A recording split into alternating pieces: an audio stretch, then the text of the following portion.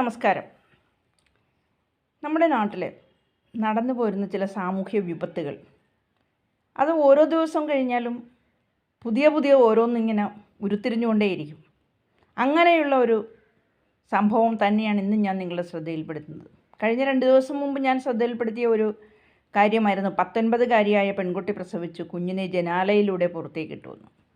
എന്തായാലും ആ കുഞ്ഞിന്ന് കരുതലിൻ്റെ വഴിയിൽ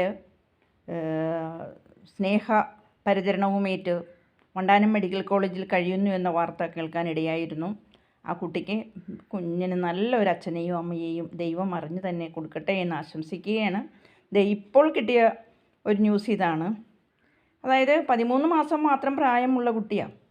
അപ്പോൾ ആ 1.5 വയസ്സ് തികയുന്നതിന് മുമ്പേ ആ കുട്ടിയെ അമ്മ തന്നെ കൂട്ടുനിന്നും കാമുകനോടൊപ്പം ഇല്ലാതാക്കിയതിൻ്റെ ഒരു ചരിത്രം പുറത്തു വരുന്നുണ്ട്. നോക്കിക്കേ, ഇവൻ്റെ പേര് അഷ്കർ. അവൻ്റെ ഭാര്യയാണ് ഈ കാണുന്ന പെൺകുട്ടി. 13 മാസം കോമ സ്റ്റേജിൽ കഴിയേണ്ടി വന്നു അവൾക്ക്. തല ഭിത്തിയിൽ ഇടിപ്പിച്ചു, ഫാനിൽ കെട്ടിത്തൂക്കാനും ശ്രമിച്ചു, ഓർമ്മശക്തിയും നഷ്ടമായി. ഇതാണ് അഷ്കർ. അപ്പോൾ ഇവനെന്ന് പറയുന്നത് ഒരു ബിരുദൻ കൂടിയാണ്. അവൻ്റെ പേരോ അഷ്കർ. അവൻ്റെ ആദ്യ ഭാര്യ ആമിനയുടെ കഥ ഇങ്ങനെയാണ്. ഇത് ഇപ്പോഴത്തെ അവസ്ഥ കോമ സ്റ്റേജിൽ നിന്നും പതുക്കെ എഴുന്നേറ്റ് വരുന്ന അവസ്ഥയിലുമാണ്. നെടുമങ്ങാട് 1.5 വയസ്സുകാരനെ മർദ്ദിച്ചു കൊലപ്പെടുത്തിയ രണ്ടാനച്ഛൻ്റെ വാർത്ത ഞെട്ടലോടെയാണ് കേരളക്കര കേട്ടത്. ആ രണ്ടാനച്ഛനാണ് ഈ ഇരിക്കുന്നത്. അവൻ്റെ ആദ്യ ഭാര്യയാണ് ഈ പറയുന്ന ഇവിടെ കാണുന്ന ഈ കുട്ടി. അപ്പോൾ ആദ്യം തൊണ്ടയിൽ ഭക്ഷണം കുടുങ്ങിയതാണ് മരിക്കാൻ കാരണമെന്നായിരുന്നു രണ്ടാനച്ഛനായ അഷ്കർ പറഞ്ഞെങ്കിലും പിന്നീട് പോസ്റ്റ്മോർട്ടം റിപ്പോർട്ടിൽ കുഞ്ഞിൻ്റെ മരണകാരണം കൊലപാതകമാണെന്ന് തെളിഞ്ഞു വരികയും ചെയ്തു. ഇതാണ് ആ 1.5 വയസ്സുകാരായ കുട്ടി. നോക്കിക്കേ, ആ കുട്ടിയുടെ അമ്മയാണിത്.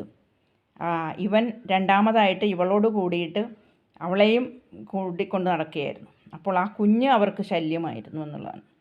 അപ്പോൾ തൊണ്ടയിൽ ഭക്ഷണം കുടുങ്ങിയാണ് മരിച്ചതെന്നൊക്കെ പറഞ്ഞു നോക്കി. പക്ഷേ പോസ്റ്റ്മോർട്ടം റിപ്പോർട്ട് വന്നപ്പോഴോ കുഞ്ഞിൻ്റെ മരണകാരണം അമ്മ തന്നെ കൂട്ടുനിന്നതൊരു കൊലപാതകമാക്കി എന്നാണ് അറിയാൻ സാധിച്ചത്. ഈ രണ്ടാനച്ഛനായ അഷ്കർ പിടിയിലായി. ഇത്തരത്തിലുള്ള ക്രൂരതകൾ ചെയ്യുന്നത് അയാൾ ആദ്യമല്ല എന്നതാണ് സത്യം. ആദ്യ ഭാര്യ ആമിനയാണ് അഷ്കറിൻ്റെ ആദ്യ ക്രൂരതയ്ക്ക് ഇരയായത്.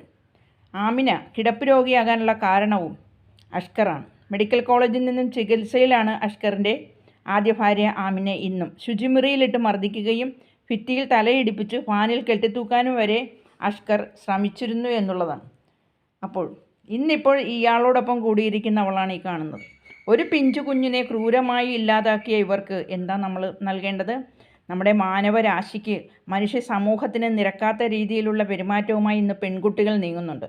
എൻ്റെ പെൺകുട്ടികളെ, നിങ്ങളോടൊരു റിക്വസ്റ്റാണ്. ദയവ് ചെയ്ത് ഒരു കുടുംബമുണ്ടാക്കി അവിടെ ഒരു കുഞ്ഞിനും ജന്മം നൽകിയിട്ട് ആ കുടുംബത്തിലുള്ള ആളെ മോശമാണെന്ന് കണ്ട് വലിച്ചെറിഞ്ഞ് ആ കുഞ്ഞിനെ ഇല്ലാതാക്കാൻ ശ്രമിക്കുന്ന നീയാണോ ഒരു സ്ത്രീ? അപ്പോൾ അഷ്കറിൻ്റെ ക്രൂരമായ മർദ്ദനത്തിന് പിന്നാലെ ആദ്യ ഭാര്യ ആമിനയുടെ ബോധം നഷ്ടപ്പെടുക എന്ന അവസ്ഥ ഉണ്ടായി. 13 മാസത്തോളം കോമ സ്റ്റേജിലായിരുന്നു അവർ. 2.5 മാസം വെന്റിലേറ്ററിലായിരുന്നു. നടക്കാൻ ഇപ്പോഴും കഴിയാത്ത അവസ്ഥ അവർക്കുണ്ട്. അപ്പോൾ കുറച്ച് മാസങ്ങളായതേ ഉള്ളൂ ആമിനയ്ക്ക് ബോധം തിരികെ ലഭിച്ചിട്ട്.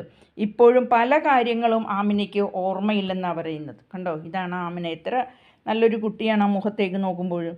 അതുകൊണ്ട് തന്നെ വിവാഹബന്ധം പിരിയാനും കഴിയാത്ത അവസ്ഥയാണ്. മകൾക്ക് വേണ്ടി പലതവണ പോലീസ് സ്റ്റേഷനിൽ പരാതി നൽകിയെങ്കിലും നടപടിയൊന്നും ഉണ്ടായില്ല എന്നാണ് ആമിനയുടെ ഉമ്മ ഷിജില ബീവി പറയുന്നത്.